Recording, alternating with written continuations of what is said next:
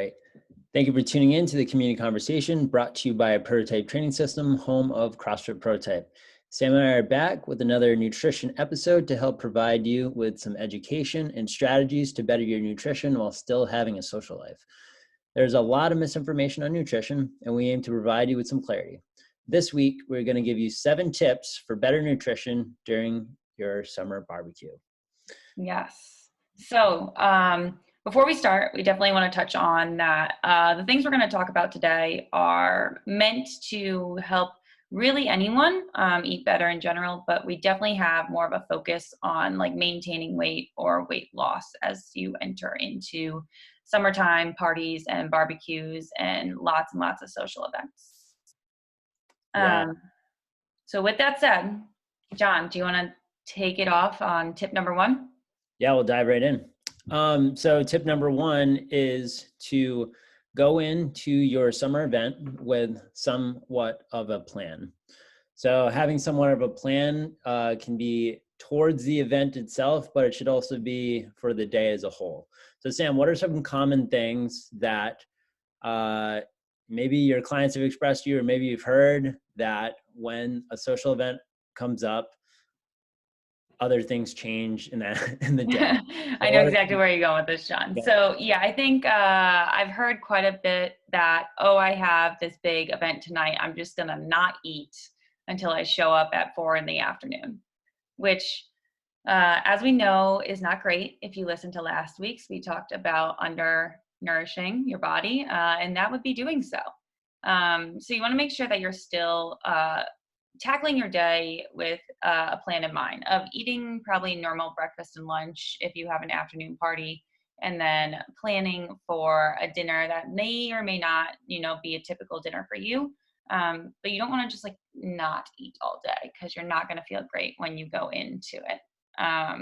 Right. So that's definitely step number 1. Another plan and another thing I've had clients do in the past is if someone's tracking macros, to plan for it, to say like, okay, I know that I'm bringing this dish, so like I can put that in my MyFitnessPal, and I plan on eating this anyway, so I might as well like see where it fits into my macros.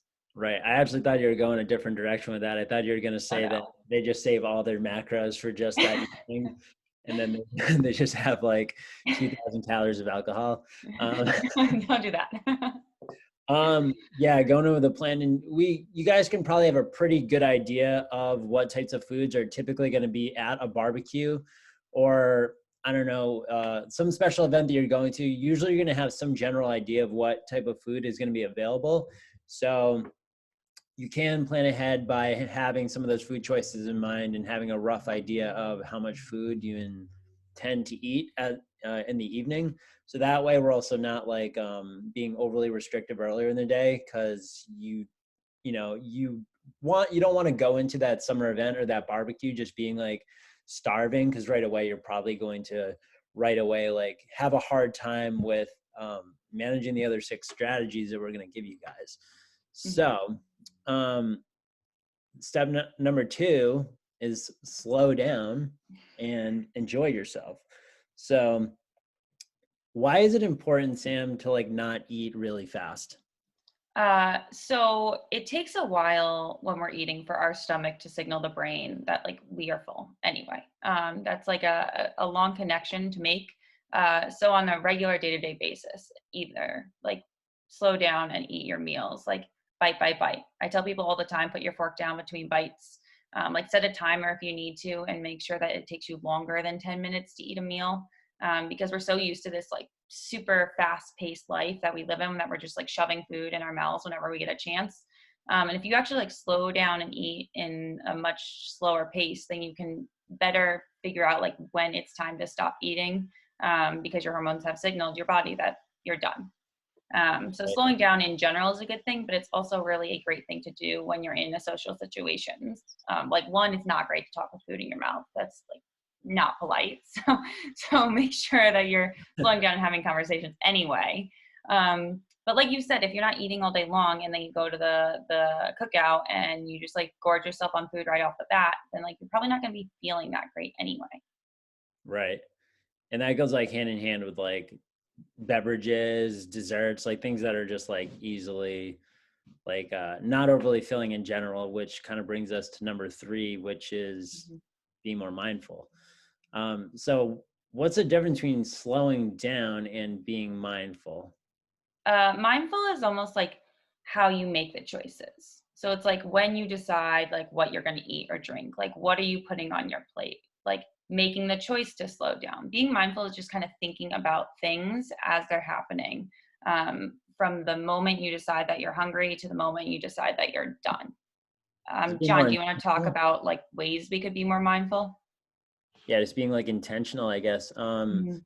If we go with some of these other strategies that we've already mentioned, with like kind of going in with a plan and slowing down, those are two things right there that are already setting you guys up for being more mindful in general. Is you're already thinking about the situations you're going to be in, what's going to happen if we kind of ignore some of those hunger signals by consuming really quickly and kind of not really paying attention to what we're doing while we're doing it. This is why it's a good strategy to not like sit in front of a TV and eat, because it's really hard to be like mindful and do that. So when you're at a summer barbecue and you're socializing, just be like mindful about you know um what you're doing in general. It could be it could be uh, if you've already been there for an hour and you're already on your third drink, that's probably a sign right there that maybe we're not being really mindful about the rate of how quickly we're consuming some things.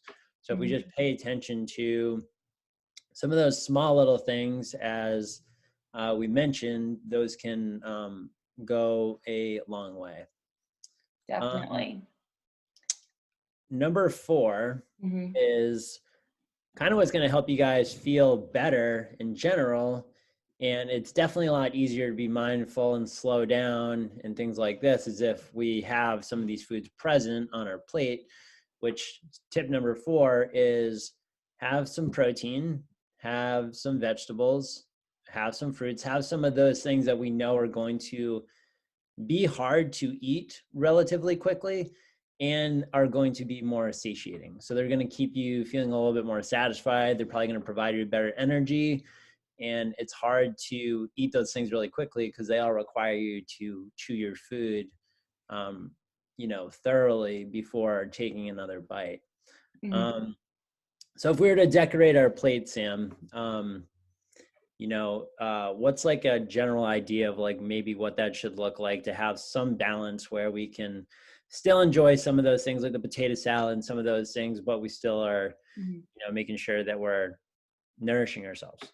Yeah, so let's talk through this. So let's like base it off real cookout foods like hot dogs, hamburgers, maybe some grilled chicken, like probably a fruit salad, maybe some grilled vegetables. You got a potato salad in the mix. So if you're making your plate, like having a hamburger would probably be your protein, or like a piece of grilled chicken over something like a hot dog, which where you have like a hamburger and especially a piece of chicken would be leaner meats than a hot dog. And John's laughing because I literally told him that I had hot dogs for lunch today. It's not saying you can't have hot dogs. It's saying like if you're doing this and being mindful and going in with goals in mind, choosing a leaner protein like a piece of chicken or like a hamburger even, and like maybe only one and not three, would be good ways to like start building your plate. Get some protein in there because like John said, it is more satiating. It's going to digest a little bit slower and it'll keep you fuller for longer. Then from there to add in, like I said, a fruit salad would be awesome. And then some vegetables. Potato salad is definitely going to have more fat content than like maybe some grilled asparagus. I'm not really sure what kind of vegetables people normally make at cookouts. Asparagus. um, but like filling it up with things like that and choosing foods that are going to be high volume, low density. I'm sure in some other capacity, John, we've touched on that like proteins and carbs have 4 calories per gram versus a fat that has 9 calories per gram. So something like a potato salad, while delicious, is like made, I think, with mayonnaise, right? Yeah, most of the time. Yeah. So like that's something that's going to have a higher fat content. And so like gram per gram is already going to be higher in calories than something like a fruit salad. So even being able to like identify some of the foods that are on your plate as to, is this a protein or is this a mystery like dish that maybe has like quite a few different ingredients in it that might be hard to have an idea if it is going to be like something that's going to be filling you up, or something that might be something that you might want to be more mindful with the portion size. Yeah, definitely. A good rule would probably be just making sure your plate's colorful, right? Just having like some color on your plate. If it's just like all just like red and yellow, then maybe maybe add like a good chunk of veggies to add some more food volume, so you don't have just all chips. Some chips, maybe not all. Like the game you play with your kids. I don't know. Someone has probably played once or twice the stoplight game, where you got to have 3 colors to make it a complete meal. Same thing applies to adults. We should also be eating fruits and vegetables. Ketchup is not a vegetable, nor are potato chips. It is a color though, so it is a color. All right, so tip number 5, guys, is going to be know your environment. So we have a general idea of what the environment's going to be like at a barbecue, right? We know that there's probably going to be, some appetizers, going to be some stuff on the grill. There's usually going to be alcohol. There's usually going to be snack dishes, like usually a table that has like chips and dip, like maybe Chex Mix, like those types of things. So what's like a strategy for how can we utilize knowing what that environment's going to look like, and some situations we might get into, Sam? Yeah. So if you know you're a grazer, maybe don't stand right next to the chip bowl. A good idea is like to fill your plate and walk away, and like actually sit down and eat. If you know that you're going to be socializing and you like to have a drink in hand while you're talking to people, like maybe you do something where you're going to like fill up a cup and then like, no, you're not going to refill later. Basically, like this kind of goes along with going with a plan. Like, yourself as a person, what you're going to do in these situations, and what the situation's going to be like. So it's like making a choice to remove yourself from maybe like a stimulus that's going to cause you to either overeat or kind of stray from your goals. John, do you have any like specific tips on this one? Yeah, so Lisa Zanzowicz always brings pretzels that have like melted chocolate on it.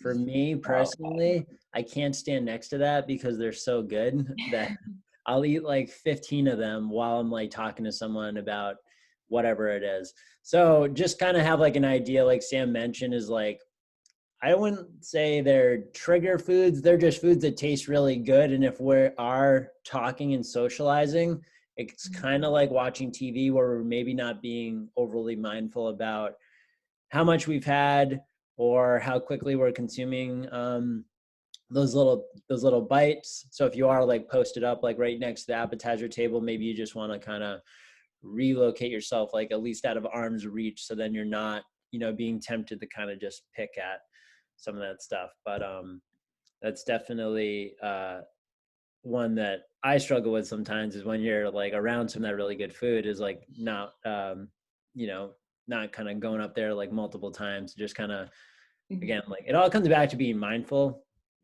knowing like kind of what you're doing, but definitely not standing next to the table. I Sam. That's a good one. So number 6, and I accidentally almost spoiled this one for everyone. Number 6, John, tell us about tip number 6. Number 6 is what we're all going to do, and no one's telling you not to do this. Okay. Number 6 is limit your calories from alcohol. Okay. So what does that even mean? That means exactly what it is having a pretty good idea of how many calories are in the alcohol that you are drinking. So if someone brought Mai Tais to the barbecue, maybe you want to have one of those and that's it. Maybe you want to be able to have it, be able to know how good was it. But that's probably something we want to be mindful of, is like, okay, if we were to look at a Mai Tai, so Sam, Mai Tai is like, is it rum? Is it another alcohol? And then it's like some fillers and juice. Primarily going to be like juice, right? Right now. Any cocktail in general is primarily going to be some form of soda, some form of juice, and then it's going to have some alcohol in it. So if we can limit the amount of those fillers that are making that drink taste really good, and also maybe making us not realize how much alcohol is in it, when we drink too much too, it's also hard to be super mindful. I mean, we're like, the goal of drinking is to not be mindful. I mean, not really, but I'm trying to get obliterated. Let's go. But yeah, so what are some popular drinks now that, might be something, if you are going to be having more than one drink, what might be some better alternatives, Sam? Okay, yeah. So I'm the worst person to ask about this question. Because you guys know I would rather eat a cupcake than drink an alcoholic beverage, so I will do so. But so if you're like deciding on an alcohol, like if you are mixing like just simple, like Jack and Coke, right? Like you can drink Diet Coke and have that as like a no calorie mixer for your mixed drink, whatever it is. Like a vodka soda if you're a mixed drink person, gin and tonic, or like gin and diet tonic. I know Tom Diet calls them cranberry tonics. juice or something like that. What? Or like a diet cranberry juice if you're doing like vodka and cranberry juice. Yeah, or even just a splash, or like mixing it with like a no calorie drink and some like Mio or whatever those like crystal like drink powders are. Just finding like a lower calorie mixer would be a good Really option. popular right now are those seltzers, like the White Claw, the Truly. There's like so many different ones now, but they're all roughly like the equivalent of a Bud Light. So if you are like a beer drinker, if you were to have 3 or 4 Bud Lights, it's probably going to be the equivalent of having like one Treehouse. Um, Sam doesn't know what Treehouse is I because do. Sam. I like Treehouse. It's a Oh, good one. really? Okay. Yeah. I was like, Sam lives under a rock if she doesn't know what Treehouse. The IPAs, okay, those the 16-ounce beers, those are typically going to be a little bit heavier. So if we know that, in that environment, that beer of choice is something that you don't want to limit to just one, Mhm. I probably wouldn't have it. Know yourself though. Like me personally, I love those beers, so I'll have one and then I won't drink anymore. I wouldn't like have like 5 Bud Lights because I don't really like Bud Lights. But Natter Days, if you've never had a Natter Day, those are really good. I It's have like not. Natty Ice, but it's like pink lemonade beer. It's like really good like summer beer, but it's like 100 calorie like Bud Lights, but it actually tastes good. But like fruit? Um, it tastes like a lemonade, Oh, but it's beer. like a sour. Yeah, I guess kind of like a sour, except Oh. it's like a lighter. Yeah, it's So like if you like refreshing in the fruity summer. things, guys, drink that. Yeah, Yeah, I mean, we can also like alternate. So if you know you like IPAs or Treehouse or any of those craft beers, like having one and then like having 1 or 2 or 3 glasses of water before going on to the next drink is a nice way to like limit right. calories. Yeah, you're right. If you're gonna be somewhere for like 5 or 6 hours, probably unreasonable to say, okay, only have one drink. Mhm. Um, but yeah, that's probably more of like, uh, be mindful, spacing out how quickly are you consuming some of those things. If you're a big beer drinker and you know that you can put them back pretty quick, but you're like, yeah, I want to lose some weight, then those are definitely calories that aren't going to be filling, and they're also not going to help you in the gym feel your best. So if we don't overdo it on the weekends with that type of stuff, then it's going to be a little bit easier to get to your goal. um, this is the last tip, final tip, probably the most important tip is don't beat yourself up all Mhm. the time. Like if someone has a bad, like if Friday wasn't the best nutrition day, maybe overate or over drink, I'll start on Monday. But what is the point of waiting until 2 more days of poor eating to go ahead and try to get back on track? The best thing to do is just try to get back into your normal like routines. What would you say, like if you did have a day, Sam, where I don't know, maybe you just overate, like maybe you stayed up till like 1 in the morning, like you were just tearing it up. uh, Yeah, what would be the the best rare thing you could occasion. do for yourself to feel better as soon as possible? Like what would be the best thing you could do the next day? Honestly, next day, like start the day with a ton of water Yep. and then just go back to normal. Have a breakfast that like you can tolerate depending on how you feel when you wake up. So like maybe it's some fresh fruit, maybe it's some eggs, maybe it's just like a piece of toast because that's what you're feeling for uh, when you wake up the next day. And then just kind of get back in routine. Like if you're feeling good enough to go out for like a walk or maybe do a full workout, go for it. Like just because Saturday wasn't like the day that you expected it to be, that's fine. John, was it you that gave me the toothbrush analogy, or is this something that I heard somewhere else?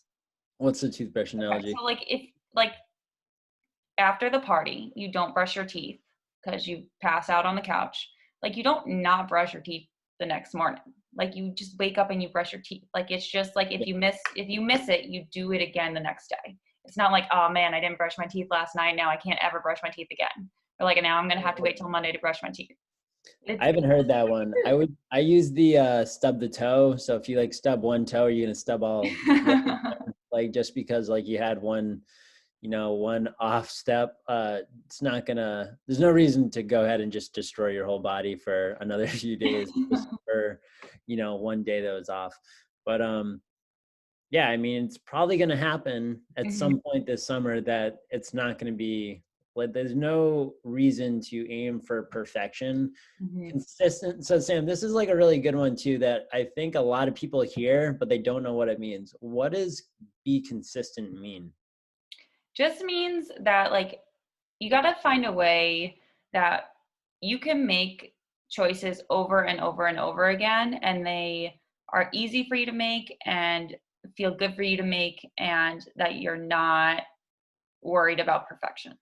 Where John and I, like, we have talked about this multiple times. Like, I have candy every single day because there is not a chance in the world that I'm not going to have a piece of candy in my day.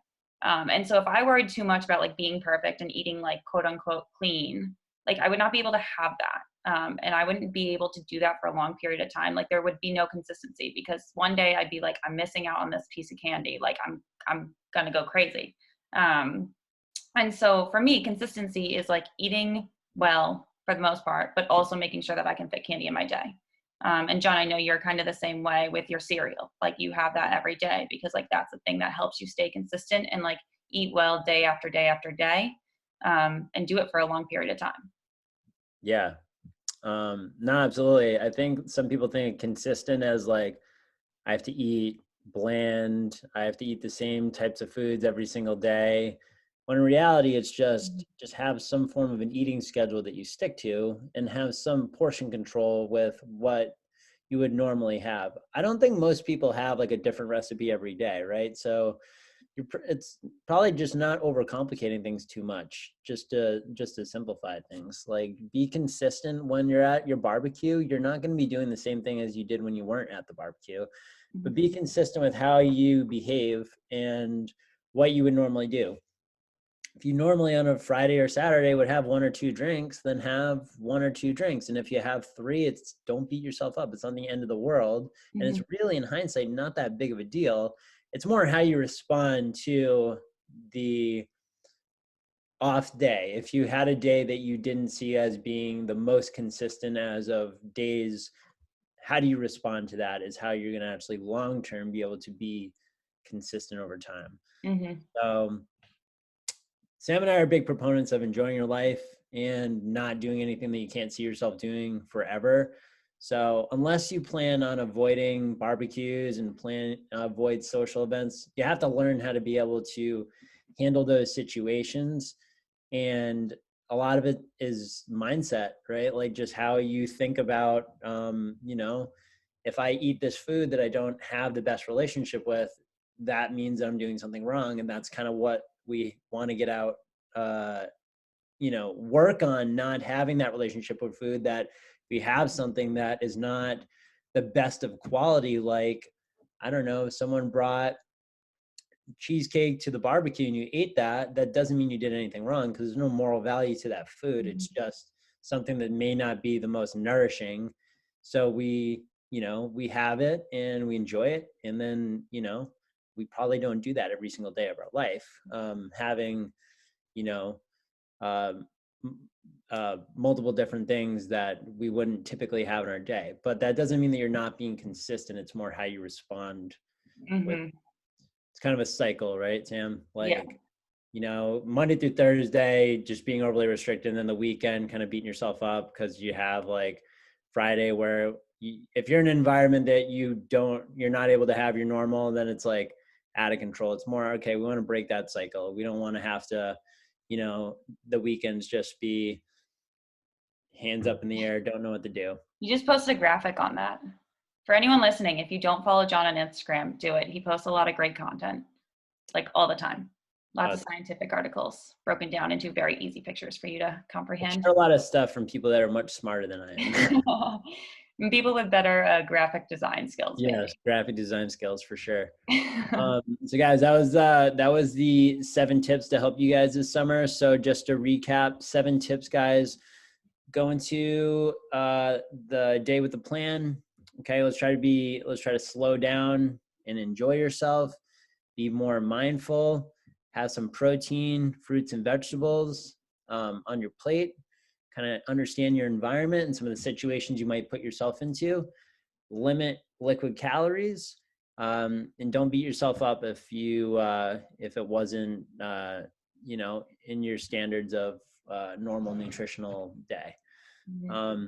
So yeah, guys, that's all I have. Sam, anything to add? No, that's it.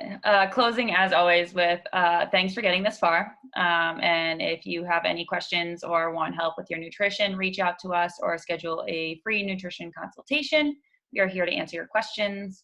And also, if you have any topics that you want us to cover on this weekly podcast, please let us know. The more the merrier. We want to actually directly address all the questions and concerns that you might have. So yeah, reach out to us. We are more than happy to talk nutrition with you. And we'll see you guys soon.